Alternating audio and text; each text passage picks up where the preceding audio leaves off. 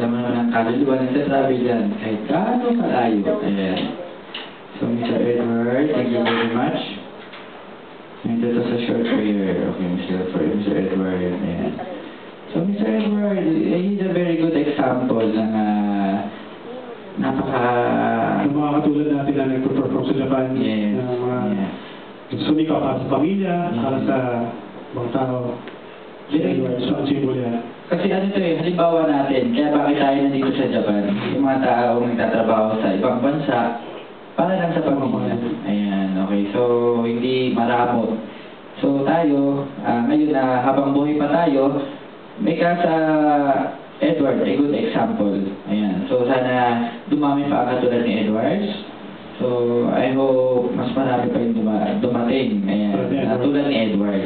At si Edward, isa lang napakasumasayahing tao ni Edward. So, very happy malungkot ayaw ng ano kahit na, minsan nagbiro pa kami, diba? Sabi niya dati na, sabi niya sa pag namatay ako, sana yung mabilis na lang. Baril. Hindi ko makakalimutan yun eh. Practice tayo.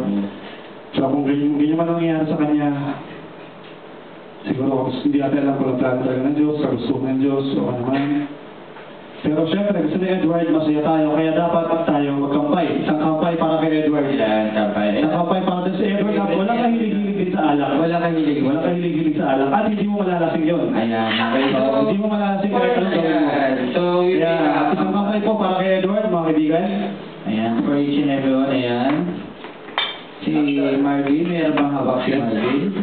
Wala yan. Para kay Edward to? Nakakahiya naman kay Marvin. Marvin, meron ba? Tubig yan eh. Tubig yan eh. Ayaw ni Edward ng tubig. Ayaw ni Edward ng hindi nakikita. Bumurahin ka nun pa eh. Babalik niya kay Edward. Si Edward nakapunta na rito eh, di ba? Nakapunta isang beses. One time. Para Travis.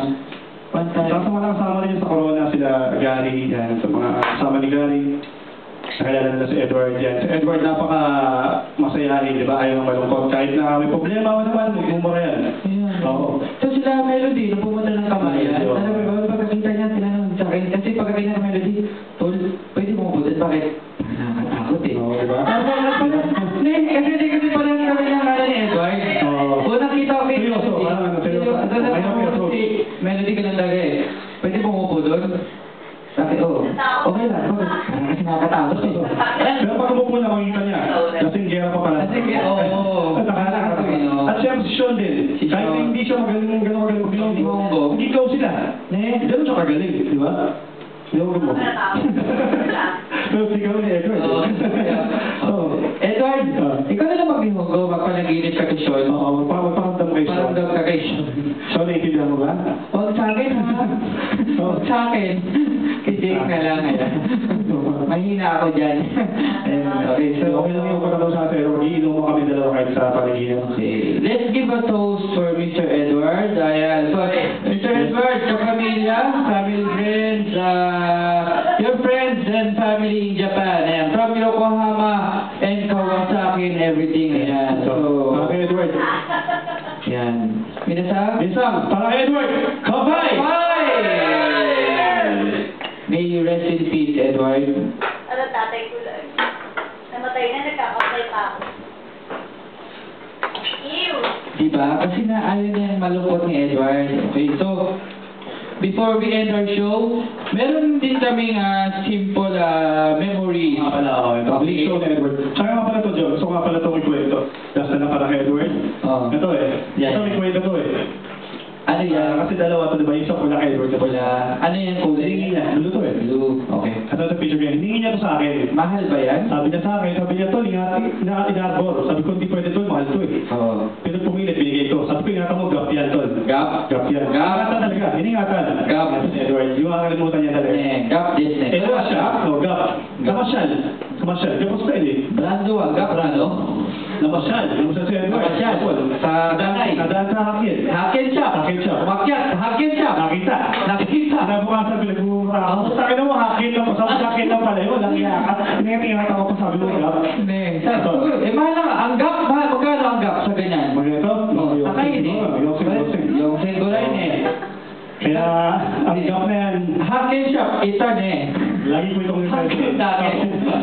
Pero sa dahil dito, syempre, mas lalo kami naging malapit ni Edward. So, parang kay Edward to, Jake, usap kita ka na.